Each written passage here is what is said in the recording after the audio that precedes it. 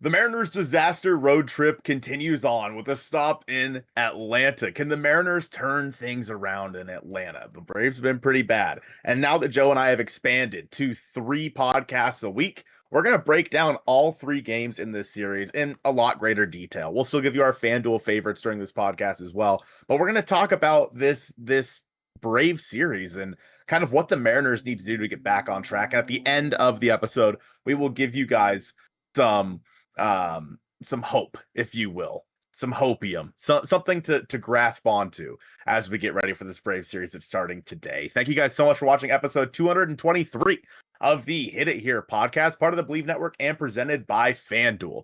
And this is the Seahawks episode of the podcast. It's the first Blue Friday of the year, so go Hawks or whatever. It's going to be a fun season, maybe. I don't know. Yeah, sure, man. Yeah, Cooper Kupp, hometown guy, Jackson Smith and Jigba, Kenneth Walker. Yeah. Skill position guys. Hell yeah. Now we're talking. Yep, they play football. Joe, obviously now that we're doing these 3 podcasts a week, it's kind of easier to flesh out some of our thoughts since we don't have to cram it all into one, 30, although more than likely 45 minute episode. With the Brave series, I mean, they're a bad team. And they have been all season. When you look at the standings on the year, the Braves are 63-77. They're 14 games below 500. They're 4-6 in their last 10 and 18 games back of the Phillies for first place in that division. Definitely not where I would have expected this team to be at the start of the season. No, they should never, with a talent on that roster, should never be below 500, it looks like. And the big, I think, bugaboo for them so far this season has just been a bit of the injury bug, but also the starting pitching just not where it needed to be, just as a whole. They looking at the team ERA on the year, a 4.36, 22nd in all of baseball. That's not what, at least on paper, you'd expect for a team that has Chris Sale, the reigning Cy Young Award winner, has some very strong and up-and-coming arms that look like they could be perennial sub 3.3.5 ERA guys like Spencer Schwellenbach, who, injury bug, has bit a little bit there. Waldrop has looked great so far since coming back up. There's just been some hiccups with some other guys there. Obviously, think about Bryce Elder, think about Spencer Strider. They did lose Sale for, about half the season. And offensively, this team is just middle of the road. A team with a guy like Ronald Acuna Jr., MVP winner, 40-70 guy. You have Matt Olson. There's a lot of regression offensively. This team is league average, basically, with a 99 WRC plus. Middle of the road, exactly. 15th best team WRC plus in all of baseball. But their month of August was their second best month of the season. They went 16-13, a 552 win percentage. Their best was all the way back in April when they went 14-11. But looking at just like overall second half, it's a bit different of a story there. They're 21-24. They had an awful month of July. Like, this team has some cracks. And obviously losing a guy like someone you signed in the offseason, like Jurickson Profar for 80 games for the 80-game performance-enhancing drug suspension, where whether or not it was a PED, there's stuff that's come out about how it's actually, I think it was like a fertility test or like fertility-related thing, and then just got put on the paternity list 9 months after he got suspended. Like, weird kind of stuff that happened there. But when I did my breakdown of each series the rest of the way, I penciled this one in as a series loss, with the 2 previous road series coming in as series wins. I figured with you're facing Sale, Waldrop, and then at that time it was Bryce Elder who was listed. I figured you probably win 1 game there, and that would be the Bryce Elder start. I don't think my thoughts change a ton related to this series outside of the starting pitching change there, but it does start in game 1, Colton, with Chris Sale opposite Logan Gilbert. Chris Sale, he's made, I think, 16 starts on the year. I think he's made like 4, or he just got activated like recently. And he's been good since coming back. And obviously former Cy Young winner, won it last year, is a big reason why you fear playing the Braves. And initially, he was supposed to pitch in game 2, and that was a good thing for the Mariners because you'd have Victor Robles back from his 7-game suspension. Now that he's pitching in the first game, you don't get to have Victor Robles go out there and play right field, so you're likely going to see a Dom Canzone game against Chris Sale, which will not go well for him. And if I'm being honest with you, yeah. Sale, his first start back was August 30th, since the first time pitching since June 18th. Went 6 innings, 3 hits, 1 earned, struck out 9 against the Philadelphia Phillies. In Philadelphia. A team that hit around the Mariners in Philadelphia, and Sale went into Citizens Bank Park and shut them down for 6 innings. Sale is a 2-pitch pitcher. 90% will be fastball slider, and he has the best slider in all of baseball by run value at 18. Second best, Andres Munoz. Second best slider in all of baseball. I'm honestly surprised it's not Matt Brash.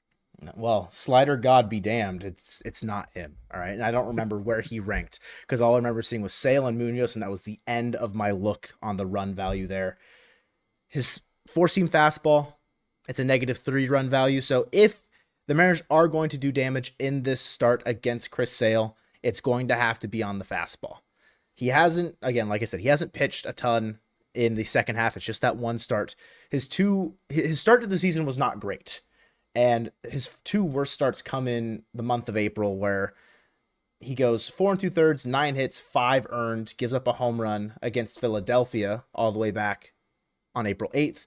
And then his next start out against Tampa Bay, 4 1/3, 6 hits, 3 earned, gives up a home run there as well. So it is possible. There's a world where the Mariners do some damage to Chris Sale. It's an uphill battle because he's a Cy Young Award winner. He is, when on, one of the best pitchers in all of baseball. Luckily, you could say the same for his opposition. It's just we haven't seen a lot of that out of Logan Gilbert recently. Yeah, talking a little bit more about Sale. He's got a 2.45 ERA on the year with 123 strikeouts. He's got that funky arm angle, all those arms and levers coming at you. It's going to be a tough day for the lefties in the Mariners lineup. And like you mentioned, you don't have Victor Robles or you don't have Donovan Solano to go play first base for you. You don't have Victor Robles to go play right field. I'm sure you'll see Mitch Garver get a start in this game, probably at DH. Yeah, it's going to be a tough one. The only guys that have any semblance of success versus Chris Sale and the Mariners, Randy Arozarena in 11 at-bats. He's hitting 182, but he's got an 812 OPS with a home run off of Sale. And then Jorge Polanco in 16 at-bats has 5 RBI and is hitting 313 off of Chris Sale. So maybe there's something there. I would assume that Polanco is your starting second baseman tomorrow or today that this is releasing. He's going to be the guy that, is going to be taking those at-bats versus a lefty. They're going to let Cole Young take the day off. But otherwise, man, I mean, it's such a weird start because on one hand, you want to get to his fastball. You probably want to be swinging early in counts because that's probably when he's going to throw his fastball. But on the other hand, if you can get into their bullpen and get Chris Sale out of there by like the 5th inning, I mean, you feel pretty good about the damage that you could do moving forward. On the flip side, Logan Gilbert, again, Braves haven't really seen that much. It's not, obviously, they only play one series against each other a year. The only guy with a home run off of Gilbert is Matt Olson. Makes sense. He has a home run and 12 at-bats. He's hitting 250. Otherwise, really not a whole lot else to write home about in that lineup. So Logan Gilbert, I look for him, especially coming off of a start, that I look for him to come out and, strike out 10, be the Logan Gilbert that we know he can be. But I think that the numbers for this Braves team are a bit misleading because I do think they're better than what the numbers show. Definitely. And that's, the underperforming aspect of this team, the injury bug that kind of derailed the suspension to Profar. Like, there's definitely things that have inhibited them from being a competitive team in the playoff race. You mentioned Logan Gilbert. His best pitch is his 4-seam fastball, 11 run value on the season. He's a 3-pitch mix primarily, 36% fastball, 36% slider, and then 19% splitter. 2 run value on the splitter. Like, it's a put out pitch. He spikes it a lot. If he can keep it in the zone, not literally spiking it, if it dips down as it's kind of crossing the plate, that's the ideal pitch to get out a lot of these Braves batters on, and if it's especially a pitch that not a lot of guys throw, so it's something that maybe Logan can use as a weapon, just as the element of surprise, if that makes sense. It's no surprise that he has this pitch. It's just how are they going to hit it? And it does, when it lands and it is effective, it is one of the most unhittable pitches in the game. It's just he hasn't been able to control it as well as we would have wanted.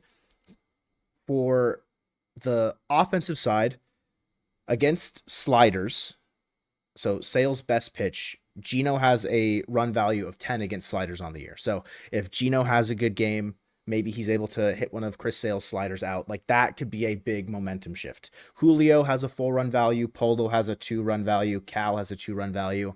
After that, no one has a positive run value.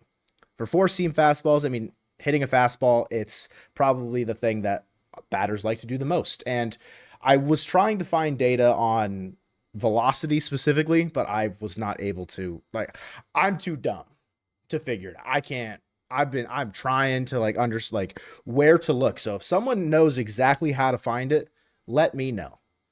But fastballs, Cal has a 10 run value, Julio has a 10 run value, Naylor has a 5, Gino has 4, Randy has 3, JP has 2. Negative run value, Polo has -3 there. So I like, if the Mariners, like you're saying, are able to do damage on the fastball, there are tons of batters to do so. And Cal, maybe he's back in Atlanta. Hey, maybe the home run derby champ can hit out a couple more in this series. But against Logan Gilbert, some run values for the Braves offense, a 10 run value against fastballs for Matt Olson. You mentioned a home run against, so got to stay away from him. Look for the splitter to be a huge put away pitch against the left-handed batters in this lineup. Acuna has a batting run value of 5 against fastballs.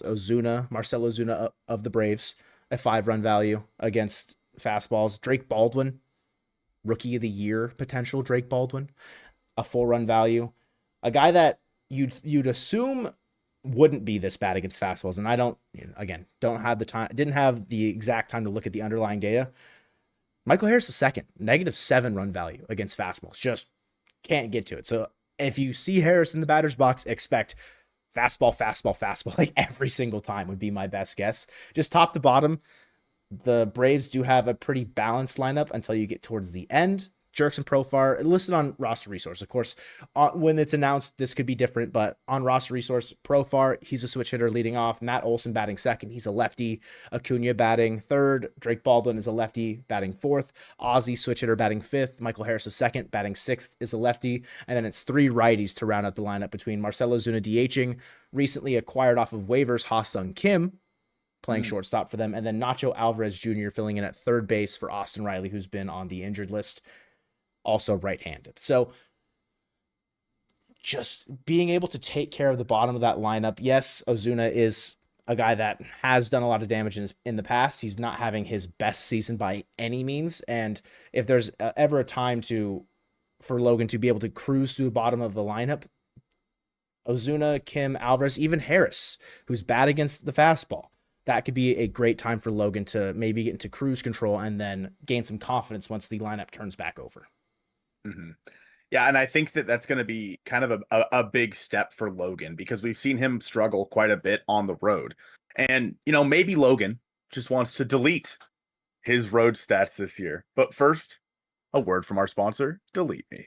Delete Me makes it easy, quick, and safe to remove your personal data online at a time where surveillance and data breaches are common enough to make everybody vulnerable. Data brokers make a profit off your data. Your data is a commodity. Anyone on the web can buy your private details. This can lead to identity theft, phishing attempts, and harassment. But now you can protect your privacy with Delete Me. In fact, the New York Times Wirecutter has named Delete Me their top pick for data removal services.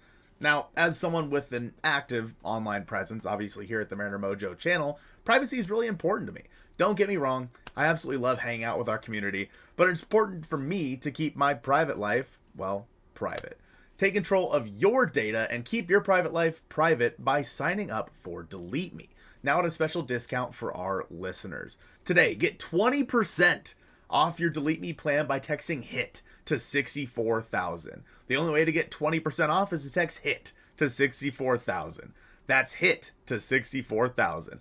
Message and data rates may apply, and thank you to Delete Me for sponsoring this episode. Now, I mentioned Logan wanting to delete those stats because when you look at it, he has a 5.8 ERA on the road compared to a 2.15 at home. He's made 9 starts on the road, 45 innings pitched. He has a whip of 1.44. He's been awful. He's been just bad. His strikeout to walk percentage or ratio is the one that really surprises me. 7.33 at home compared to 4 on the road. So he is not locating very well on the road, but hopefully he's able to do that in game 1. And that also goes for our game 2 starter, Bryce Miller. I mean, we obviously know the story with Bryce and what's going on with his elbow. He's changed up his arm slot quite a bit, and his velocity is kind of staying where it needs to be, which is good after coming back from the injury. But, again, what are you going to get out of Bryce Miller? It kind of just feels like a coin flip every time that you're up there. And looking at the lineup versus Bryce Miller, I think they've only faced him once or twice, the Braves. He's faced him once or twice. And I remember the first time he faced him, it was like his 3rd major league start. He was fantastic. Mm-hmm. But when you look down the lineup here, no home runs to speak of off of Bryce Miller. Acuna's hitting 333. Vidal Brujan's hitting 502 at-bats, so cool. Sean Murphy, 333 and a whole 3 at-bats. They just haven't faced him a lot. I will say, on the other side, it is Hurston Waldrop on the mound, a right-handed pitcher. He's 4-0 on the year with a 1.01 ERA, 33 strikeouts. He hasn't pitched that much, but he's good. The Seattle Mariners, Joe, are batting 1,000 against him. One at-bat? One at bats. Randy Rosarena, he hit a double. That's the kind of copium that we need, like the peak kind of level of lying with stats situation. Yeah, Waldrop, he's good, and it's a situation where, again, it could be a lack of knowledge on what he throws and the type of stuff that he possesses. His best pitch is a split figure. 7 run value. Opponents are hitting 074 against it. Sure, it's 167 pitches, 31% of his usage, only 56 plate appearances, but that's a decent amount of sample. Yes, overall, his full season, it's not a ton of data, but batting 074 against a singular pitch, it's got a 55% strikeout percentage. It's a very good pitch.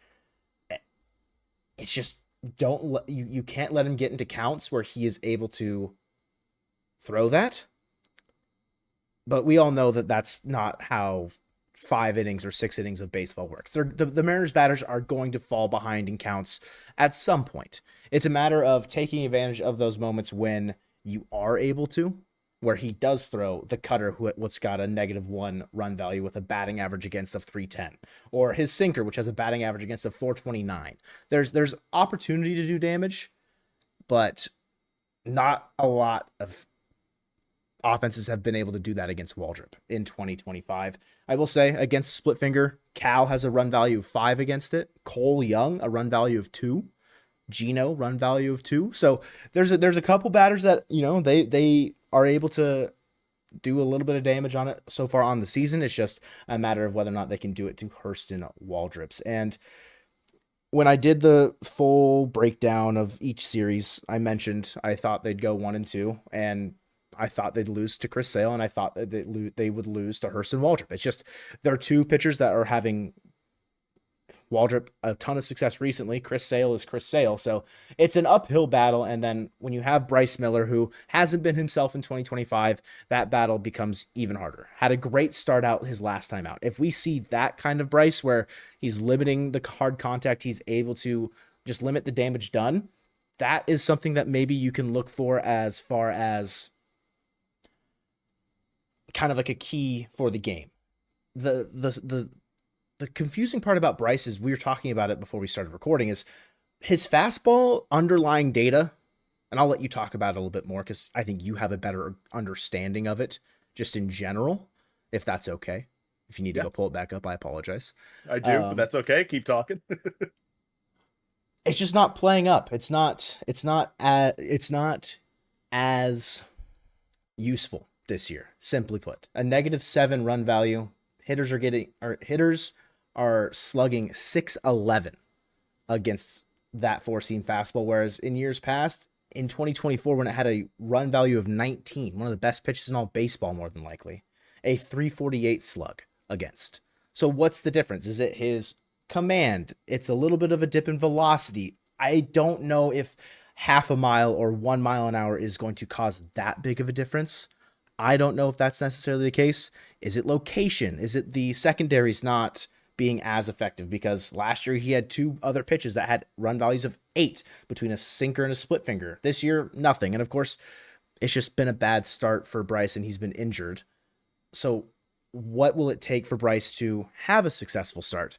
And it's just going to be limiting the hard contact and limiting runners on the base paths ultimately. Yeah, I mean, the bread and butter for Bryce Miller is that 4-seam fastball up in the zone. He's got a high-ish spin rate on it. It's at about 2,500 this year compared to about 2,485 last year, so not much difference there. And for some reason this year, I'm honestly, if I had to guess, I would say it's just location. His whiff percentage is down to 19% from 26.5%. It was a put away pitch for him last year at 20%. This year it's at 11.8%. Bryce Miller's 4-seam fastball, for whatever reason, is just not playing the way that it was in 2024. And the vertical drop on that pitch is about the same at about 11.5, give or take. I don't really know what the difference is this year. Now, obviously, he has changed his arm slot. We've talked about that quite a bit. He changed his arm slot to deal with the injury. Could that play a role? Sure. I mean, yeah, it would obviously affect things, but could it play that big of a role? It's really tough to say. Now, I do want to mention, with Hurston Waldrop, he is murder on right-handed batters. Right-handed batters are hitting 123, 190, 140. Good for an OPS of 331. Versus lefties, though, they're hitting 265, 333, 338 with a 672 OPS. Okay. The Mariners have I would say their left-handed core is a lot stronger than their right-handed core, in my opinion. You know, you have Josh Naylor, Dom Canzone, Luke Raley. I like Polo more from the left side. I think that Cal, I mean, his numbers actually are better from the right side this year, but we still know what Cal can do from the left side of the plate. Like, there's plenty of guys on this roster that should be able to handle Waldrop as long as they don't get into deep counts where he's going to put you away. And keeping his home starts, he's definitely a lot better at home. I mean, home cooking, we get that. Yeah. But I don't know. For some reason, I feel confident in this game for the Mariners. I think they take this one. It's a situation where it can go right for them because it is a rookie on the mound who has not really had anything bad happen to him in 2025. Could this be the start where everything doesn't come up aces for him, essentially? And that's again, I don't think it's an unreasonable way or lens to kind of look into for that, because sometimes that's what it takes. And that's just the natural course of, you talk about it a lot, of regressing to the mean. Maybe this is a start for Bryce where he does get back to closer to what he did in 24, and where Waldrop is an unexperienced major league player that can get exposed by missing a spot, and then Cal takes him deep, missing a spot and Naylor hits a double. Like, there's going to be opportunities. There's always opportunities. It's just a matter of whether or not this team can capitalize on them. And the hard part is just they haven't done so in recent memory. And that's where, especially on the road, at home, it's a completely different story. When I say in recent memory, I am not counting the 2 series against the Athletics and the Padres. I'm not counting the 9-1 homestand before that. I am counting the last 5 series that occurred on the road against the Orioles, the Mets, the Phillies, the Guardians, and the Rays, where by and large, they just have not looked like a competent baseball team. And I mean, I don't even want to say what the team ERA is when since August 13th. I don't even want to say it. Yeah, that's the day, man. Something about August 13th. It just 5.77 team ERA for the Mariners. It's just bad. It's just bad in general. And offensively, it's not the end of the world. Like, they've got a 103 WRC plus, but when your pitching is a 5.77, that's the difference, where that WRC plus needs to be in the 130s. You need to flip the 3 and the 0 to have it really matter.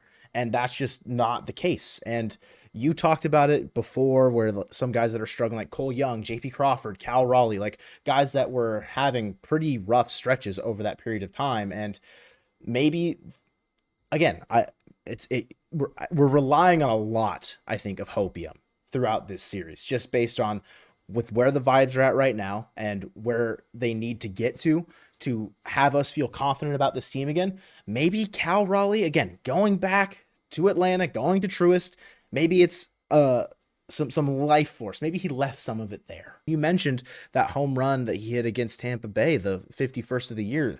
If that could be a get right home run for him. And I'll pencil it in. One of my favorites, a FanDuel favorite in this series for Cal Raleigh, specifically in the first game against the Braves. Yes, against Chris Sale, but in general, Cal Raleigh at plus 285 to hit a home run.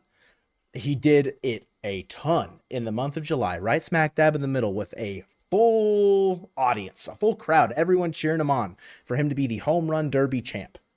There is no reason for me to believe that he isn't able to replicate that in this first game. Could be against Chris Sale. It could be against a Braves bullpen, which is not as good as it normally is in years past. There's a couple good arms in there, but I like Cal to hit a home run in this first game quite a bit.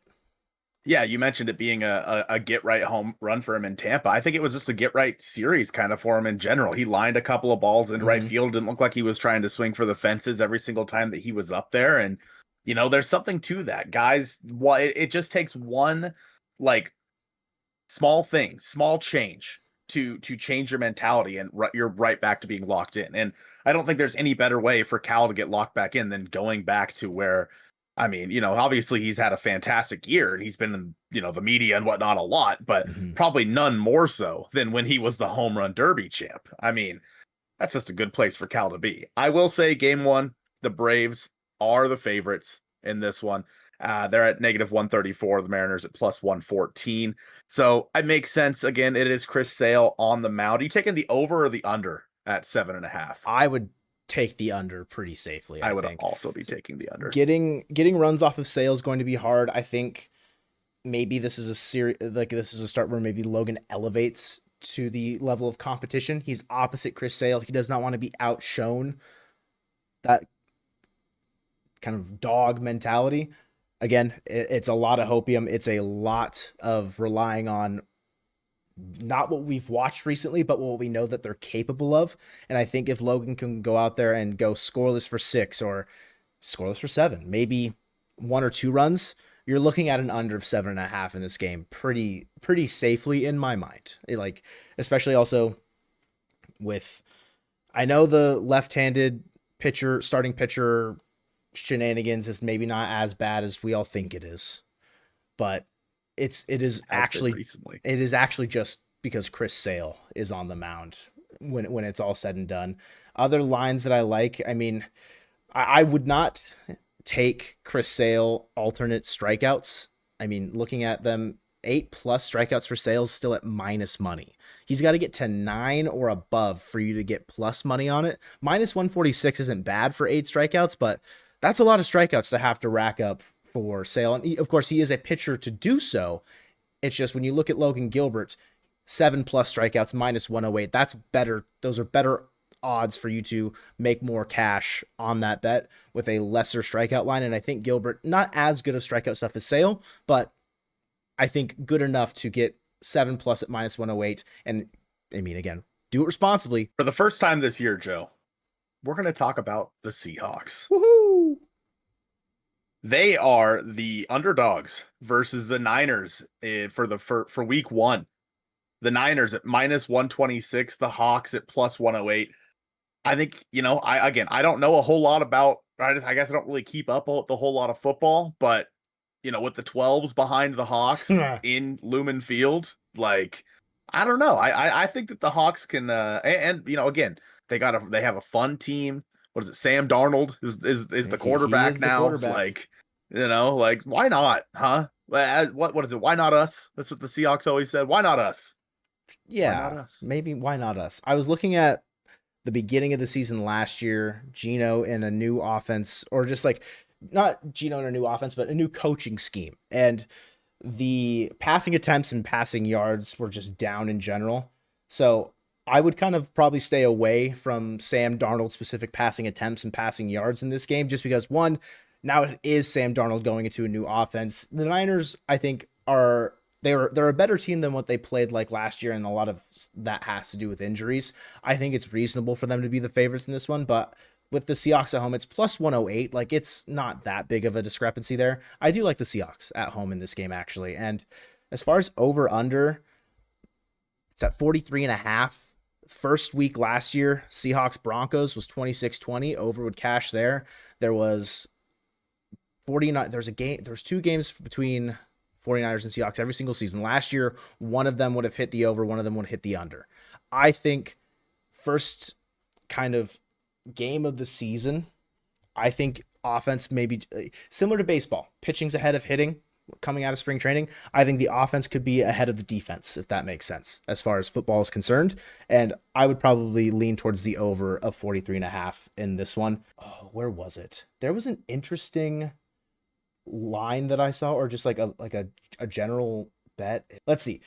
Game specials rushing. Kenneth Walker to record 5+ rushing yards in each quarter, plus 110. I almost said Kenneth the Walker the third. That was crazy. Kenneth the Walker. 5+ rushing yards in each quarter. He needs like 2 carries at a minimum to get 5 yards each quarter. Why not? That's plus 110. I feel like that's such a, like, for plus money, that feels safe. But again, not gambling advice. You mentioned the offense being ahead of the defense a little bit. And you know what offense is ahead of the pitching? That's Luis Castillo on the road and any offense that he's facing. On the road, Luis Castillo has a 5.4 ERA compared to a 2.79 at home. Luis is on the mound in game 3, opposite of Spencer Strider, who is one of my favorite pitchers in baseball. He's been awful this year, just doo-doo. Mm-hmm. And, Strider coming in, we know that he's a big strikeout guy. He's 5-12, by the way. He's lost 12 games, which I don't really care about wins and losses, but that's crazy that he's lost 12 games. He has a 4.97 ERA with 106 strikeouts. His fastball velocity, you mentioned, is way down from what it was in years past. For the Mariners, one player on the roster has a home run versus Spencer Strider, and it is Dominic Canzone. He's got a home run versus Spencer Strider. Versus Luis Castillo, and this makes some sense, the only player with a home run is Marcell Ozuna. He has 2. Marcell Ozuna from the Braves. In 20 at-bats, he's hitting .250 with a 918 OPS. So, again, this is a start where, with Luis, you need a get-right start from Luis. You need him to go into, a National League ballpark and pitch like the Luis Castillo of old. Because, frankly, this is a game that, with how bad Strider has been, a game you should probably be able to win. The fastball velo difference from Strider, it makes sense with the injury. It does make sense, and it's unfortunate because that is what made him so effective. In 2022, we had an ERA of 2.67 over 131 innings, 98.2 fastball velo. In 2023, a 3.86 ERA, not great as far as ERA is concerned, but 281 strikeouts on 186 innings. That's an insane strikeout per 9 ratio. Fastball velo of 97.2. In 2025, it's down to 95.6. It's down 3 miles an hour basically every year from 2022 to now. That's a huge difference maker. And still, 95 is above average as far as percentile is concerned. But when you're looking at Strider and what he was able to accomplish in the earlier stages of his career, he just simply isn't that guy anymore. And that you can tell in the strikeouts per 9 right now. 101 in the third innings pitched so far in 2025, 106 strikeouts. It's just simply not comparable to what he did in 2023, and probably will never reach that level again unless that elbow does really, really bounce back super well. And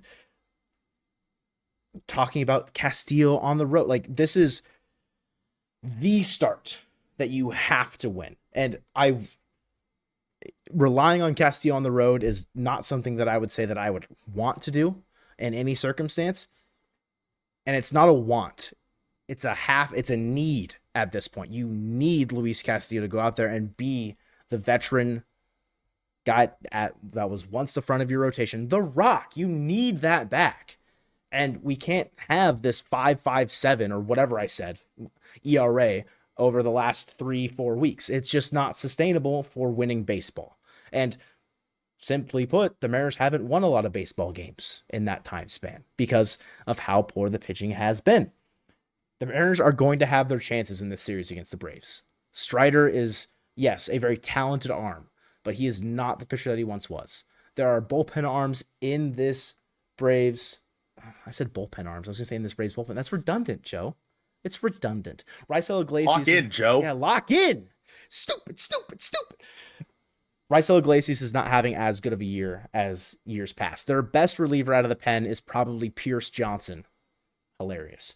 A guy that they just recalled from AAA. They released Cal Quantrill for Daysbel Hernandez. 38 games, an ERA below 3. There's a couple arms in this pen that, yeah, they're probably going to have a clean inning against you. But Dylan Lee, John Brebbia, like there's guys that have ERAs over 4, over 5. There's a couple lefties, Dylan Dodd, Hayden Harris. I mentioned Dylan Lee. So keep that in mind. Maybe a pinch hit opportunity for Harry Ford at some point in this game. I mean, it's the Georgia homecoming for Harry Ford. If he does not get into a game in Atlanta, organizational malpractice. Full stop. Honestly, Harry Ford needs to get into a game against Atlanta. What if they didn't play him because they were waiting for his dad to come over from the UK? They said his dad wouldn't be here until the Braves series. Man. What if that and it's the homecoming in Georgia? Did the stars just align for us? Whoa. Oh my God. Harry Ford's popping off. Yeah, it's a pretty important series. And honestly, you know what? I think they win it. I think that they win this one. And they're going to be adding another starting pitcher, or I'm sorry, a reliever tomorrow, and Jose Castillo. Yep. Who they just picked up from the Mets. I'm assuming it'll be like Taylor Saucedo sent down. Oh, it was already Sauce that got sent down. Oh, was it? Oh, I didn't see the move. Mm-hmm. Oh, okay, cool. Well, I wish it was Caleb Ferguson, but nonetheless, Jose Castillo's had a good year, like a 2.45 ERA on the year. So that'll be an interesting move to see what he can provide for the Mariners. We need something good to happen. The Mariners need a feel-good win, a feel-good series more than anything right now, because just as quickly as everything went south, everything could flip right back around. And TJ from the Marine Layer podcast, obviously you guys know TJ, he talked about the 2023 Texas Rangers, which is something that I've been mentioning quite a bit.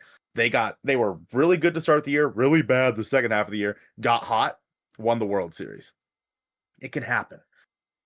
He mentions in here that both the Rangers and the Mariners were cruising heading into the cold streak. Obviously, this was the 9-1 homestand for the Mariners. He says winning 9 of 10 and first place in the AL West. And then it all hit the fan. The stretch from August 13th through September 3rd. August 13th has been the day that something about that day, what's been talked about. Unlucky number. So true. You know what? That's a good point. Tripadecaphobia or whatever it is. It was brutal for both teams. The 2023 Rangers went 7-13. They lost first place, and they were up 1.5 games in the wild card. The Mariners went 6-14, lost first place, and they are currently up 1.5 in the wild card, and both finished August with the same record of 15-12. TJ goes on to say the Rangers fell all the way out of the playoff picture on September 9th. So keep that day in mind. September 9th might be a sad day for us. They were out of the wild card by 1.5 games. And then TJ says, we've yet to see the Mariners' low point, or perhaps this is it now. I swear to God, if this isn't the Mariners' low point, it's over for me. TJ wraps it up and he says, the Rangers finished the season 14-8, then got hot in the playoffs. The Mariners have a chance to do the same. Let's cross our fingers. Yeah, I think that, and that's the thing with this team, is they're too talented to be this bad. And you're going to go through stretches like this. It's how you come out of it. The Mariners have let it snowball for a while now, but it's a new fresh series. They know they have to lock in. Hopefully this off day kind of resets them and they can be ready to go when it's game time on Friday evening. I think that what TJ said rings really, really true. Obviously it's put up or shut up for the Mariners. Like that's what time it is. I checked my watch. It says put up or shut up right there. It says it. It's just, can the guys pull their heads out for the next 22 games and get themselves into the postseason, because once you're in the postseason, anything could happen. But we'll just have to wait and see. Thank you guys so much for watching episode 223 of the Hit It Here podcast, presented by FanDuel. And go Mariners and go Hawks.